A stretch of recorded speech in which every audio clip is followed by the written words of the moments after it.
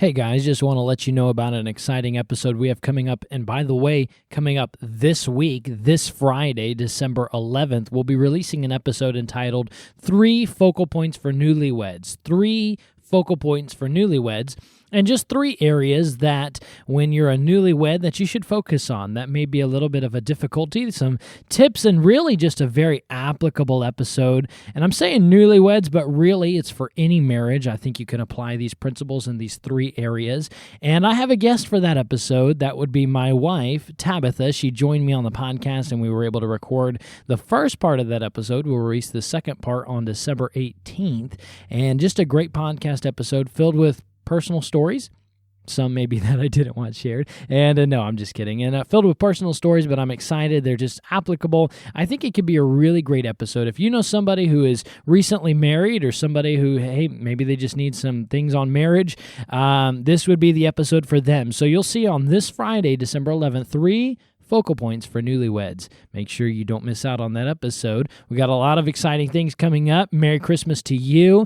And we also have a great Christmas episode and Christmas Eve episode coming up that I'm excited about. Of course, Christmas Eve and Christmas Day. So make sure to keep an eye out for those, but especially 3 focal points for newlyweds this Friday. And here is today's episode. And if you're going to win souls, you've got to love souls. In spite of their meanness, in spite of the way they look, in spite of everything, you've got to seek to bring souls to Jesus Christ because you love them, because Jesus loved them, and because Jesus died for them, and you're trying to bring them to the Son of God. Merry Christmas to you from Sandy Creek Stirrings. Hope you're having a wonderful beginning to your Christmas season and hope you're enjoying things. And boy, has it been an exciting Christmas season so far. Of course, only, really kind of a weekend. And but hey, I love Christmas. I hope you do too. And looking forward to the rest of our Christmas season. It'll be gone very quickly. Christmas is going to fly by this year, and it's just, it's only like 4 weeks. Really, of Christmas time for us Christmas purists who start Christmas the day after Thanksgiving and move forward from there. You're one of the abominable heathen that put your Christmas tree up before Thanksgiving. You terrible person. And no, you're fine. You can do whatever you want. It's your own house. But hopefully you're having a great Merry Christmas, and so Merry Christmas to you from Sandy Creek Stirrings. Of course, don't forget to listen to the end today, and we'll be playing another Christmas song for you at the end of today's episode. And so going to be another great Christmas song today. Now, of course, today is a Thursday, which means it's another Baptist History episode, and looking forward to that. Last week, just to give you a short review of what happened last week, we left off with Henry Dunster. He had passed away, reaching really from the account of history only one person that we truly know of, and that would be Thomas Gould. Of course, Thomas Gould made his own stand in Boston and did a great work, started the very first Baptist church in Boston, which was really kind of illegal at that time. But took the stand and decided to move forward, and we talked about everything that happened, how he went from imprisonment and banishment and to be disfranchised, we talked about last week, and all of these things happened, and we talked about Thomas Gould, and we came all the way to where they had moved to Noodles Island. They had moved the church from Boston just out into the harbor, and there on Noodles Island, and God was doing great things, and then the governor and the main government minister of that area died. They were gone. And so with the last act, really, of Thomas Gould's life, he moved them back to Boston while they were awaiting who would be elected to these new political positions. And so at that time, Thomas Gould moved, of course, his church back, as we mentioned, and he ended up dying October 27th, 1675, a guy that I call the Fighting Baptist, and he fought for really your and I future freedom there in Boston as far as religious freedom and trying to establish religious freedom in the new world, and something that was not there yet. Of course, we've talked about through the journey through this Baptist history series about religious freedom. Frankly, you don't hear it. You hear about the Pilgrims and, the Mayflower, and they came because they wanted to serve God in their own way. That's right. but they also didn't want other people to be able to serve God their own way when they got to the New World. And there was established government religions. You were not allowed to have freedom of religion. That's something that would come later on. And we've talked about some men who truly stood up for our Baptist cause, who wanted to see religious freedom passed. We've talked about, of course, Roger Williams in Providence Plantation of Rhode Island. We talked about John Clark, who, in my opinion, was probably a greater advocate and just greater in that sense of religious liberty and fighting for it. Gave up, I believe it was 11 years of his life there in England fighting for religious liberty there in Rhode Island. And then, of course, you've got the other men who would stand up and fight for religious freedom with their very life, with their very bodies. You've got Obadiah Holmes, who was beaten on the Boston Square for his religious freedom, trying to stand up for the future of religious freedom. You've got Thomas Painter, who we've mentioned before, who was beaten. Then you got Henry Dunster, who stood up for religious freedom, lost pretty much everything. Lost everything. The first president of Harvard lost everything there is, and really, seemingly from history, only touched one person, and that would be Thomas Gould, who lived his life in and out of prison, just fighting for religious freedom. Really, you owe your debt. Okay, you owe the debt of your religious freedom, as we'll study throughout this Baptist history series. You owe it to the great Baptist heroes of old. It doesn't matter what religion you are, what denomination you are per se. I don't care if you're Presbyterian. I don't care if you're Catholic. I don't care if you're Methodist. I don't care if you're whatever practicing religion you are. For one, you need to see true salvation in Jesus Christ. But in the sense, I don't care what religion you are, because you have to look up to Baptists for your religious freedom in that sense. Meaning you can be a Catholic, but you won't find Catholics standing up for religious freedom in early America. You can be a Muslim, and you can practice freely here in the United States within, some things. But the deal is, you still have to look back to a Baptist who fought for your religious freedoms. Now, the Baptists would stand for religious freedom, and we'll see more and more and more of that as we go through history. And, of course, there were some other men who really helped, but if you look at a guy like James Madison, who helped to pen pretty much the entire Constitution, he was influenced by a pastor we'll talk about later by the name of John Leland. In fact, James Madison almost didn't make it to Congress because of John Leland. And John Leland was a Baptist pastor who fought for religious freedom. If it was not for that, you probably wouldn't even have the Bill of Rights with James Madison penned under the guiding hand of George Washington. If there had been no John Gunnow to influence George Washington, John Gunnow being a Baptist preacher, then you might not have the influence of George Washington on James Madison. What I'm saying is all these things about religious freedom trickled down to some Baptist men who took a stand. And, of course, all those men that I mentioned, most of them we have not talked about yet. We haven't gotten to that point, but we will talk about them. So you can thank your Baptist forefathers for your religious freedom. You can, of course, thank our military for fighting to keep those freedoms, and for the Revolutionary War heroes who fought to get those freedoms. But it really boils down to some Baptist heroes who originally stood on those issues. And so we left off last week with the no religious freedom, really, but the Boston Baptist Church moved back to Boston in 1674, Thomas Gould dying 1675. What would the fate of the Boston Baptist Church be? And that's kind of where we left off last week. Well, here they are.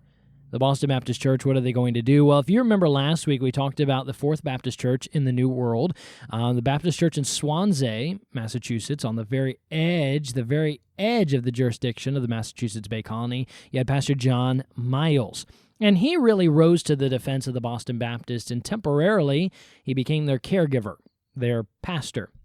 And so during this time, he led them to great heights. In secrecy and under his fiery and really admirable direction, they began building a meeting house, a secret meeting house in Boston. Of course, they weren't allowed to have a legitimate building, but they began building a secret meeting house on February 15th of 1679 is when the church had its first meeting in their secret building. It was deep on a piece of property that were owned by two men who were gracious to their cause and allowed them to build a property deep in some woods. And so John Miles really headed that up, and then once they got into that building, he helped them to elect their new pastor, which would be a man by the name of John Russell. So, of course, this isn't going to stay quiet for long. And so on cue, the Boston government issued an order once they found out about the secret building. They condemned the structure. And they said, get rid of it. We're going to burn it down. It's going to go. But through the hand of providence, through the hand of God alone, for some reason, and still really unknown to this day, a letter was received to the government of Boston from the office of the King of England, which really, if I can just paraphrase it, said, leave them alone. Leave them alone. Let them be. For whatever reason, and to whom credit is due for that letter, nobody really knows, but as one author put it, but that we should simply thank God for his endless miracles.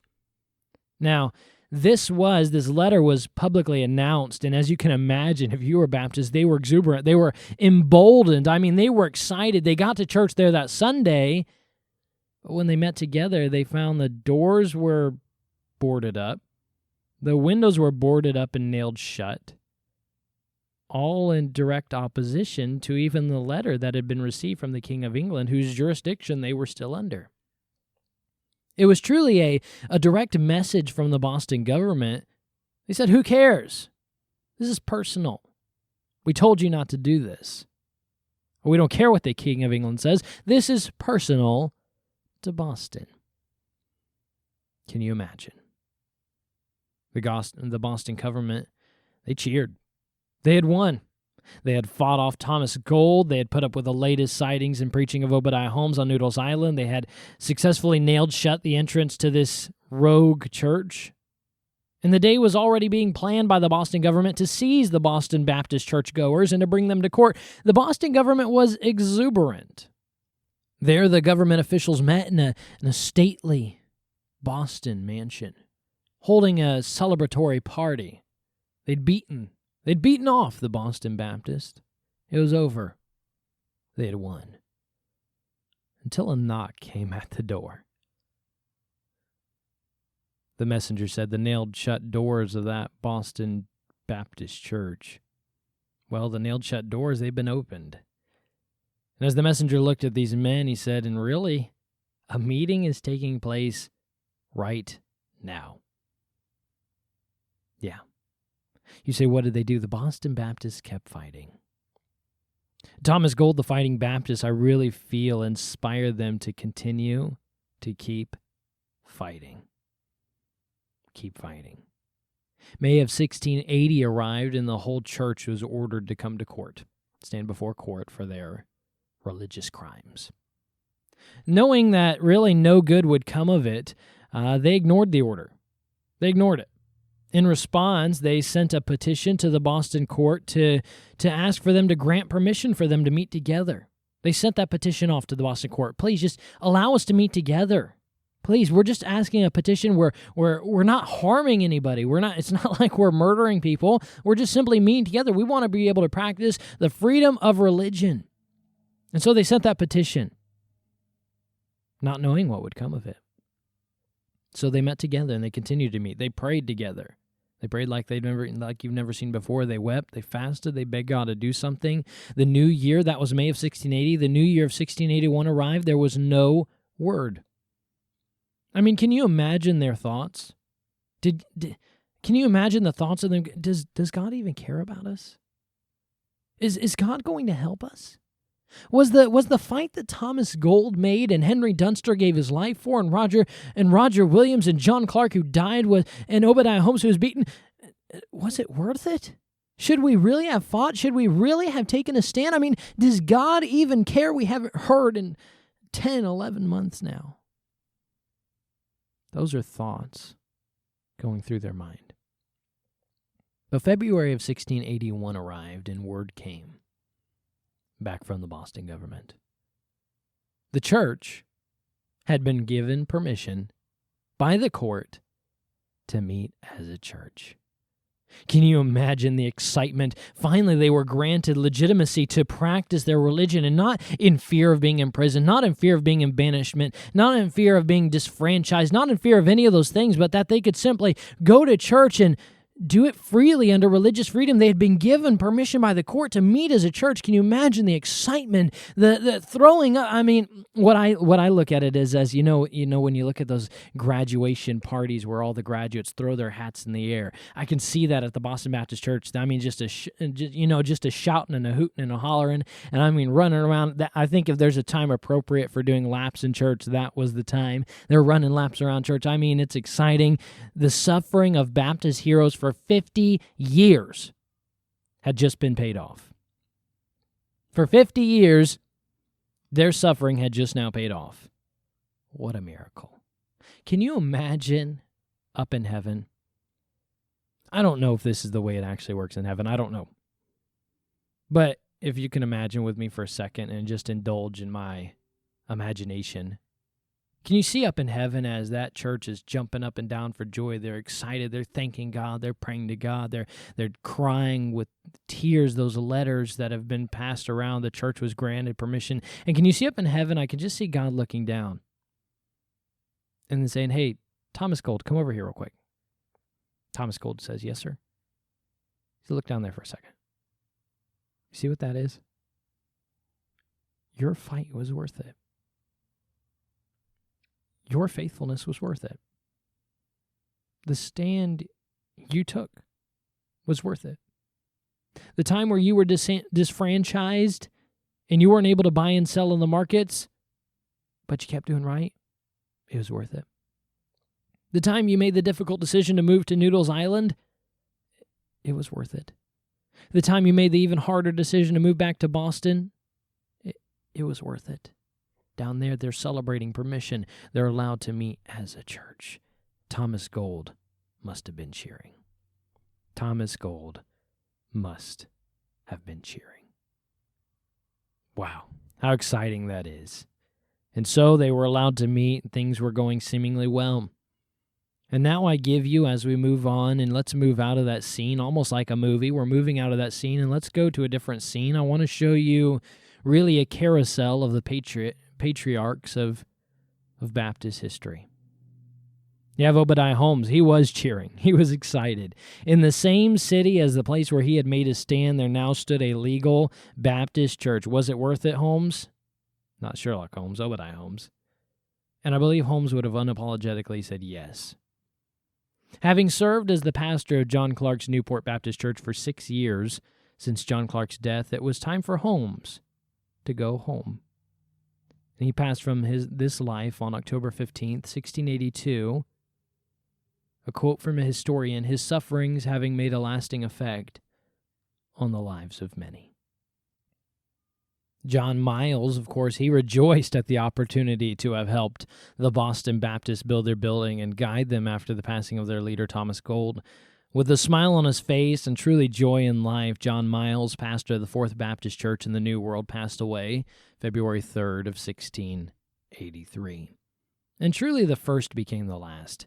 Roger Williams, whose life and stand would impact Hutchinson, then Clark, then Holmes, then Dunster, then Gould, one of really the first Baptists that we know of to enter the New World, became one of the last of his peers to go.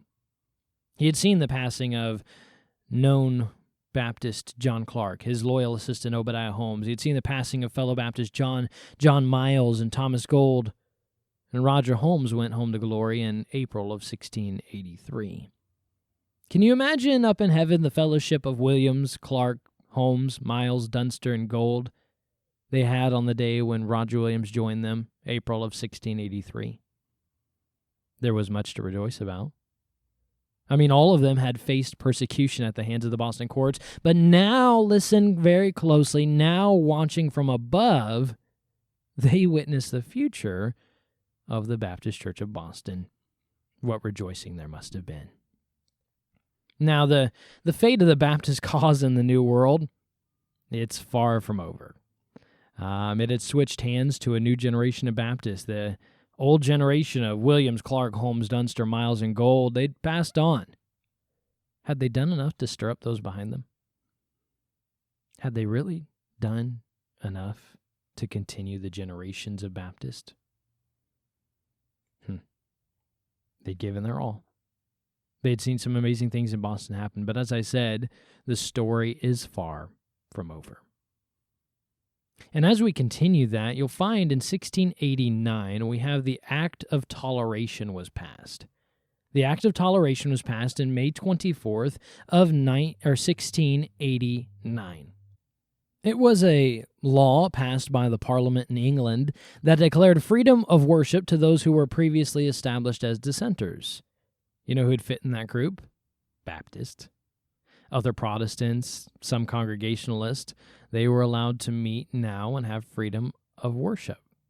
And eventually the Act of Toleration would make its way over to the New England colonies, but don't be deceived, the local governments still were not very happy. It still caused many issues for the Baptists we've been following, but this Act of Toleration was really a blessing of its time. It was not complete freedom of religion. There was still limitations.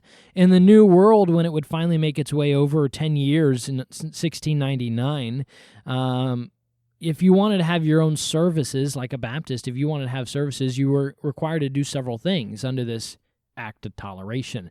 You were required to notify the local court of your dissenter status. You were required to declare what licensed meeting house that you wanted to attend at. By the way, all meeting houses had to have a license from the court, and you were only to listen to licensed preachers who have received a license from that same court. Now, that seems like not religious freedom, and it's really not. You have to jump through a whole bunch of hoops, but it was still a small step in the right direction. Was it religious freedom? No, absolutely not. We're moving that way, but it's not religious freedom. But it was a small step in the right direction. There was a man by the name of Valentine Wightman. He had started the First Baptist Church in Conneticut. As I said, his name was Valentine Wightman, and he had started that church in Groton. I believe that's how you pronounce it, Groton, Groton, Connecticut. And really what happened was with his situation and under this, Act of Toleration, he was taken to court over being a Baptist church and a Baptist minister. He was able to prove, though, that he had the file of the necessary paperwork, and they were a legal church under the Act of Toleration. You can imagine the court magistrates mumbling under their breath. On June 4th, 1708, under the Act of Toleration, once again, we have another Baptist church becoming legal, the Church of Valentine Wightman. Can you imagine having started a church, technically being illegal, going through the process, being taken to court, possibly, facing being thrown into prison, maybe even beaten, but proving that under the Act of Toleration, he had worked for many, many years to fight for that, and he had achieved the legal status of a legal Baptist church. And what an exciting time for him that was. You see, this was a little bit more than just a movement for Valentine Wightman. This was personal. And I want you to know him. If only you know his name alone, I want you to know a couple things about him. You see, Valentine Wightman had come from a long line of Baptist fighters. A long line. He was the direct descendant of Edward Wightman. Now, you may not know that name, but Edward Wightman was the very last Baptist to be burned at the stake in England. Very last one. Look up his name. Edward Wightman. He was the very last Baptist to be burned at the stake in England. Valentine Wightman was his direct descendant. Valentine was born in Rhode Island, 1681. He would go on to marry Susanna Holmes. Does that last name sound familiar? Susanna Holmes was the granddaughter of Obadiah Holmes. Yeah. Valentine and Susanna got married 1702, and from there, he answered the call to start the First Baptist Church in Connecticut. He continued there for 42 years. Talk about longevity in the pulpit.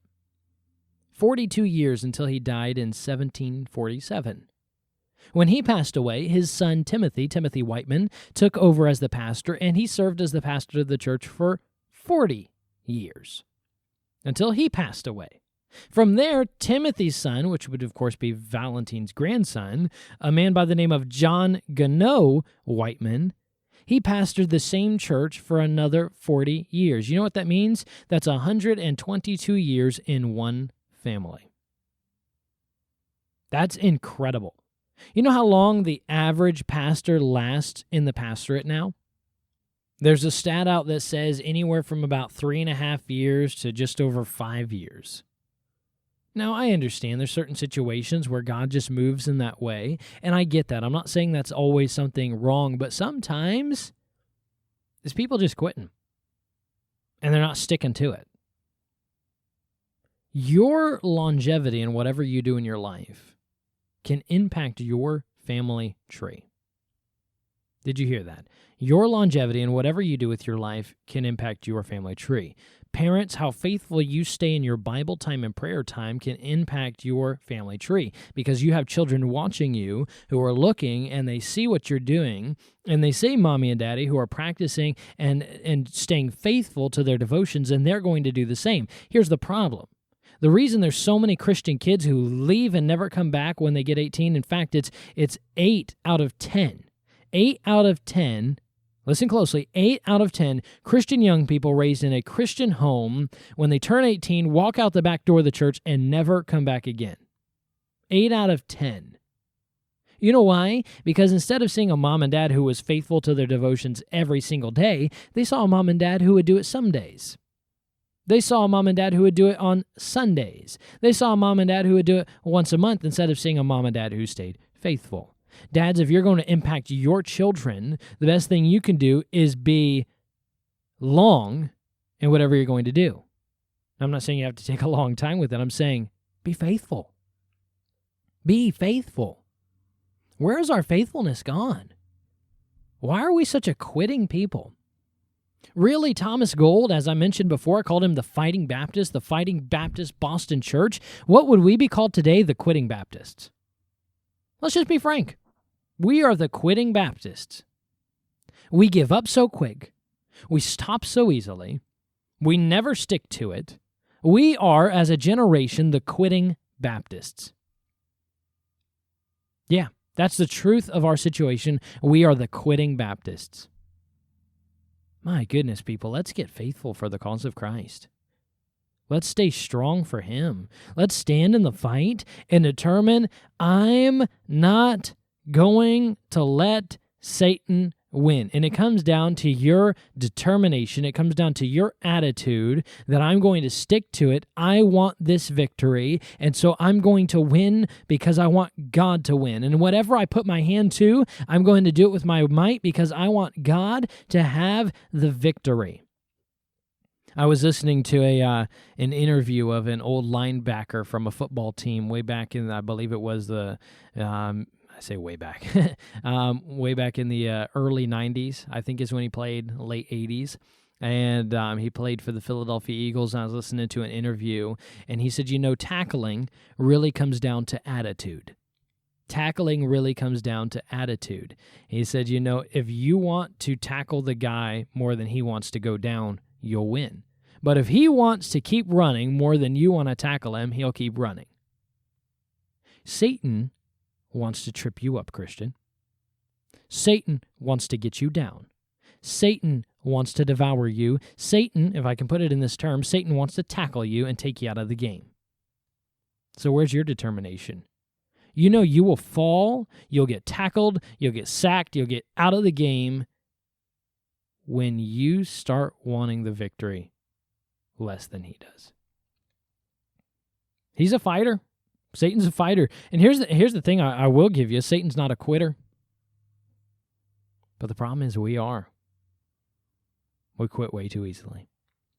And so why don't we get in our heads this week? No, Satan, you're not going to win because I want the victory for God too much. No. You can do whatever you want. I'm going to keep running. I'm going to keep running because I want it more than you do. I want the victory more than you do, Satan, and so I'm going to keep with it. You think it was easy for Valentine Wightman to stay in the pulpit and stay as a pastor for 42 years at the same church? No, it was not easy. You know why? Because sometimes people drive you crazy. You'll preach something and you'll be like, what? And you preach it and it's clear cut. And the next week, the very week, the same thing you preach, somebody will do it blatantly, post it on Facebook. You preach on dressing right and staying modest, and the very same week, a faithful Christian will post their pictures where they went to the beach and they aren't wearing any clothes. It's like, do you not listen? People can drive you nuts. I heard one pastor say one time that the ministry would be great if it weren't for the people. And, of course, he was joking. It was a tongue-in-cheek statement, without people, you would have no ministry, but people can drive you nuts sometimes. And that doesn't matter if you're in the pastorate. Hey, I managed a hardware store for almost 5 years. People can drive you nuts no matter where you're at. But the point is, it wasn't easy for Valentine Wightman to stay faithful, but he did. For 42 years, this man stayed faithful. And then he stayed so faithful that it encouraged his son to do the same. And now we've got Timothy Wightman staying as the pastor of the church his father started, and he stays there for 40 years. Why? Because he determined to be faithful. And then based off of the example of his grandfather and off of his father, you've got John Gano Wightman staying another 40 years at the same church, 122 years in one family. We've got a fighting family. Oh my. Would they not be ashamed to see our stick-to-itiveness in today's world? I'd be ashamed for them to see me. Phew. Yeah. Hey, and I'm the first one to raise my hand. I'm guilty. I need to be better at sticking to things. Need to be better at obeying God's command. Whatsoever thy hand findeth to do, do it with thy might. Let's stick to it, Christian. Let's be faithful. So, fate of the Boston Baptist Church, things were going well. The Act of Toleration, was it true religious freedom? No, but it was a step in the right direction, and what a wonderful testimony of Valentine Wightman. And so, that'll be all we have for today. We'll continue next week with another episode on Baptist history, and a great narrative it is. We're getting into some of my favorite parts of Baptist history. I love this time period in Baptist history. For today, though, before we leave, I do have another Christmas song to play for you today. Today we'll be playing, and the title of the song is called The Angel Medley. The Angel Medley. It's got a couple different angel songs from the Christmas season. And let's see, I'm not going to name them for you. I want you to see if you can pick out the names of them. And so we're going to play The Angel Medley. It's from O Holy Night, a CD that is piano solos by Caleb Galvin. You can buy that CD at nvpublications.org. N standing for North, V standing for Valley, nvpublications.org. Simply type in O Holy Night, piano solos by Caleb Galvin, and you can buy that CD and hear all of these songs at home, and it'd be a great CD to add to your collection. And so today, without further ado, here is the Angel Medley. And as you listen to it, let me remind you this week, keep looking up and keep stirred up.